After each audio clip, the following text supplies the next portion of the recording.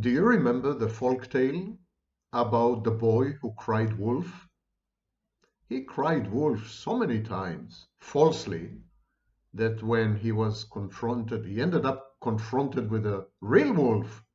No one came to his aid. No one believed him. And he was, I must assume, devoured. Ended up as a lunch item on the wolf's menu. Today we are going to discuss when the narcissist cries wolf. Because sometimes the narcissist ends up confronting real wolves and no one believes him. No one comes to her aid. Half of all narcissists are women, to remind you. My name is Sam Vaknin. I'm the author of Malignant Self-Love, Narcissism Revisited, and a sheep in wolf's clothing as a professor of psychology. Okay, first an announcement or two. How can we without? I'm going to spend the entire month of October in Paris. Paris is still, last time I checked, the capital of France. I'm going to be there throughout the month of October. If you want a face-to-face consultation with me, or if you want to arrange a free seminar or free lectures, I do not charge speakers fees, please contact me at samvaknin@gmail.com. The email address is in the description, samvaknin@gmail.com. Similarly, I'm going to be in Croatia, Zagreb and Dalmatia in November. If you want a face-to-face consultation with me, it's a paid consultation. And if you want to organize a seminar or a lecture free of charge, please contact me at the same email address. Destinations change, my email address never does. And now to Narcissists and Wolves, a match made in heaven. We tend to demonize narcissists. We never give them the benefit of the doubt. We assume automatically that they are lying, gaslighting, manipulating, that they are nefarious and insidious and pernicious, that they're evil and wicked and malevolent and so on and so forth. And in the vast majority of cases, we would probably be right. However, narcissists also come across real wolves. Narcissists sometimes are actually telling the truth.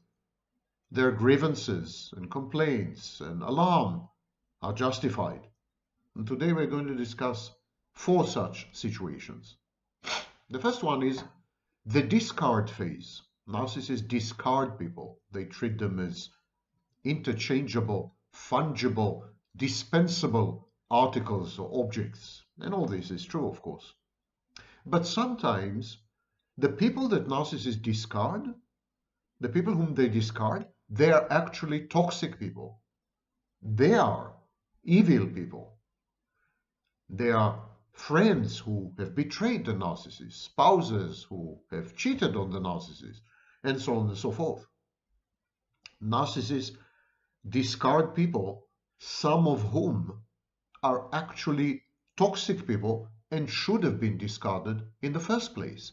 This is especially true when it comes to the narcissist, because narcissists tend to attract people who are initially broken and damaged, people who suffer from mental health issues such as mood disorders, substance use disorders, or personality disorders. Narcissists, for example, are notorious for teaming up with borderlines, people with borderline personality disorder, and antisocial personality disorder, aka, in extreme form, psychopaths.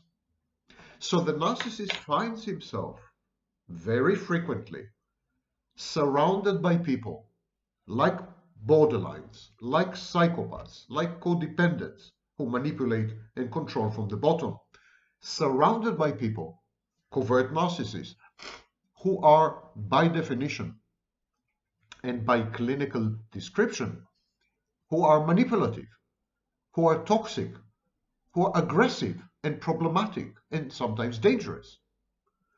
So the narcissist doesn't have a choice but to discard them. And when he does, people say, oh, that's a narcissist. Of course he has discarded this poor person. But the poor person might well have been a covert narcissist, or a borderline, or even a psychopath. It's a common confluence and comorbidity. These disorders often come together as a kind of delectable package deal.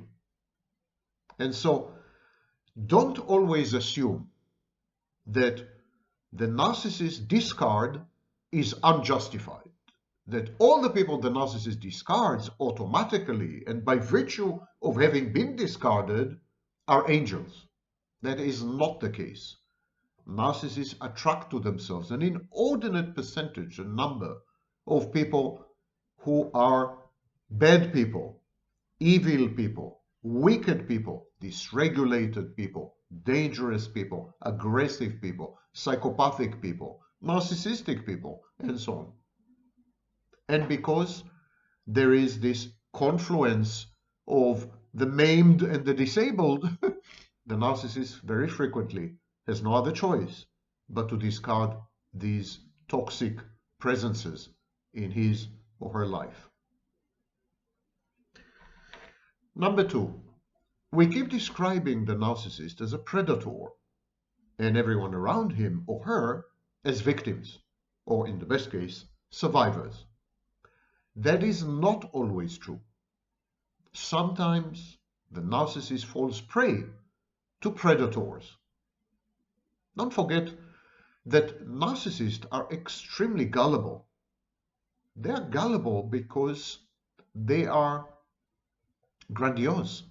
They are gullible because they assume that they are godlike, that they are immune to the consequences of their actions. They are omniscient, they know everything, they are omnipotent, they are all-powerful.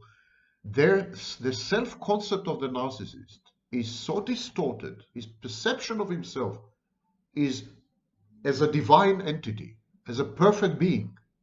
And so the narcissist is incapable of learning, and the narcissist always assumes that he is invulnerable, untouchable, owing to or due to his amazing hyperintelligence or other features. It is this dramatically or comically distorted self-concept that renders the narcissist very susceptible, very malleable, very suggestible, very amenable to manipulation. Flattery, for example, works with the narcissist. It's a way to manipulate the narcissist without fail. And so the narcissist depends on other people for narcissistic supply. And at the same time, he opens himself, or she opens herself, to numerous vectors of attack. And this gullibility means that narcissists often actually fall victims to predators. They fall victims to psychopaths and con artists and charlatans. They fall victims to other narcissists, malignant narcissists, for example. So don't always assume that it is the narcissist who is the predator. He may be telling the truth. When the narcissist claims to have been victimized, he may be telling the truth. She may be describing something that has really happened to her. Narcissists are often victimized, so their grievances and claims of victimhood are sometimes definitely justified. Next, we assume that somehow the narcissist is a kind of impermeable, invulnerable, non-susceptible entity. The narcissist cannot truly experience shame or remorse or guilt or fear or pain. It's quite true when it comes to remorse and guilt. Narcissists, exactly like psychopaths, are basically incapable of experiencing remorse and guilt because they have very powerful reframing mechanisms. They tend to rewrite history and rearrange the situation in a self-justifying manner. However, it is not true that narcissists are incapable of experiencing shame, deep, molesting, overwhelming shame, pain, hurt, fear. All these negative effects overpower and overwhelm the narcissist and render the narcissist, in effect, a borderline with emotion dysregulation.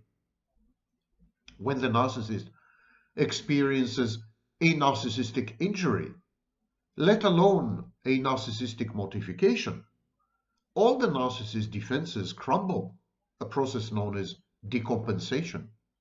And then the narcissist is skinless, exposed to harsh reality, devoid of the protections of the fallacious, grandiose self-concept. At that point, the narcissist gets in touch with a reservoir of overpowering, all-consuming shame.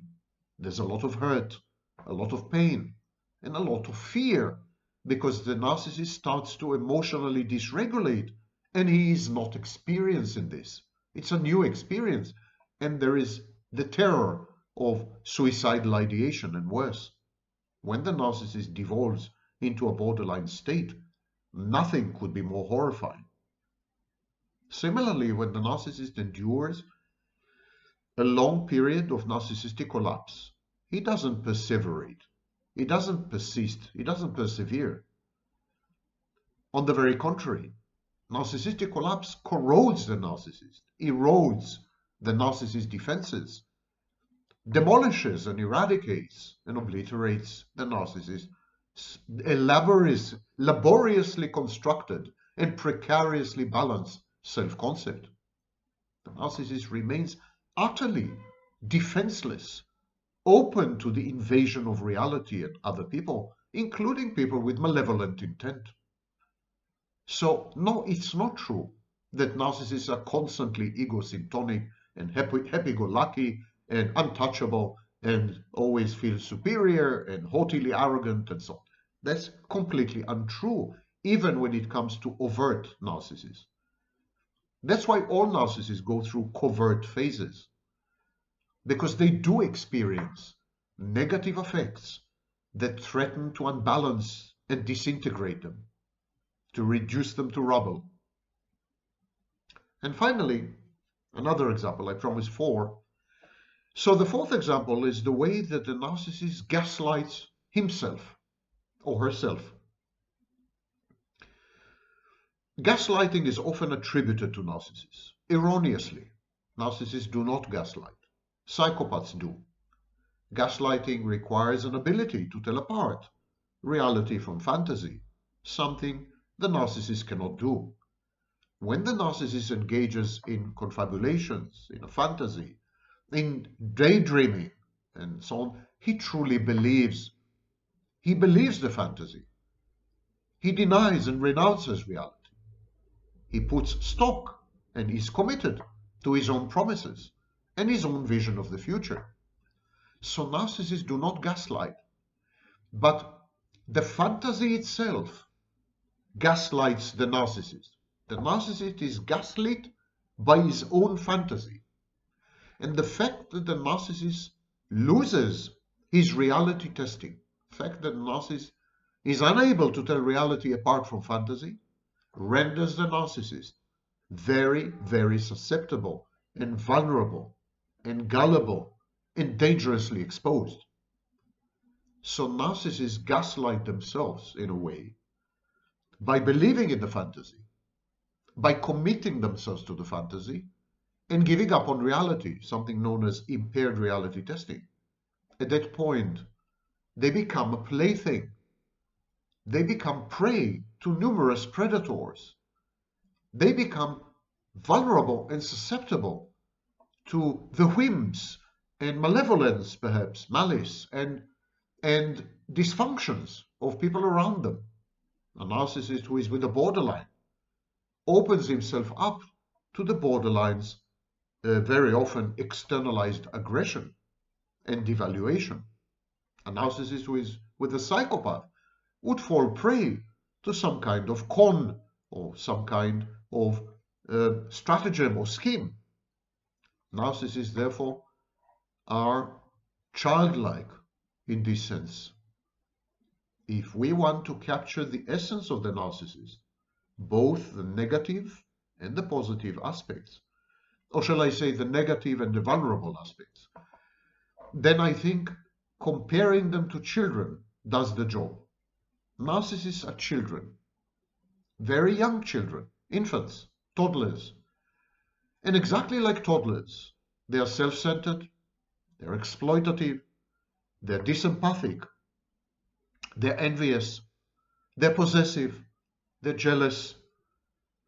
Exactly like children, they're aggressive and not fully able to perceive other people as external and separate. And exactly like children, they live in fantasy, in a dream world, in a paracosm.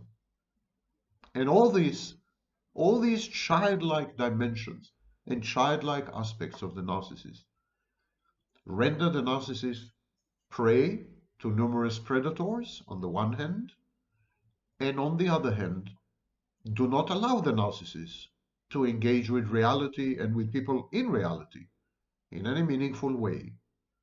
It is a prison constructed by the narcissist's own hands and devices. It is an incarceration, a solitary confinement from which the narcissist never exits. There's no parole, and the narcissist is doomed to spend his life in this cell until the very day he or she dies.